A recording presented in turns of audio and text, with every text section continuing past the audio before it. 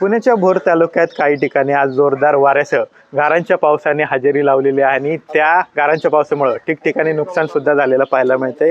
मी सध्या पुण्याच्या भोर तालुक्यातील वडगाव डाळाचे या गावात आलेलो आहे आणि या ठिकाणी जत्रेसाठी ग्रामदैवताच्या मंदिरासमोर हा मंडप टाकलेला होता आणि या मंडपावर खरं तर गारांचा पाऊस जो आहे तो जोरदार पडल्याने हा मंडप जो आहे तो या गारांच्या वजनाने तुटला आणि या ठिकाणी आपण खाली पाहू शकतो मोठ्या प्रमाणावर या ठिकाणी अजून सुद्धा गारा जे आहेत ते या ठिकाणी साठलेल्या आपल्याला पाहायला मिळतात।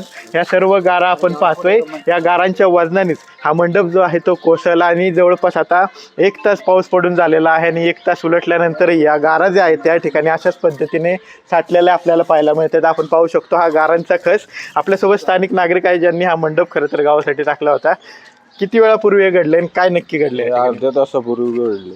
बर, जोरदार गारांचा पाऊस आला आणि मंडपावर साचल्यानं खाली गारा मंडप फाटून खाली वजनाने खाली पडले। मंडप कशासाठी टाकला होता? काय मंडप यात्रा आहे ना उद्या परवा, बर, त्यासाठी मंडप टाकला होता। बर, आपण पाहतोय की कशा पद्धतीने या मंडपाचं नुकसान झालेलं आहे। उद्या आणि परवा या वडगाव डाळ गावाची यात्रा आहे आणि या यात्रेसाठी हा मंडप टाकलेला होता। मात्र जो जोरदार पाऊस गारांसह झाला तो गारांच्या पावसामुळे या मंडपावर गारा मोठ्या प्रमाणावर साठल्या आणि त्याचा परिणाम हा मंडपावर आला, मंडपावर लोड आला आणि त्या वजनाने हा संपूर्ण मंडप जो आहे तो या ठिकाणी कोसळलेला दिसतोय। कॅमेरा पर्सन तुषार सनेसह विनय जगताप, TV9 मराठी, भोर, पुणे।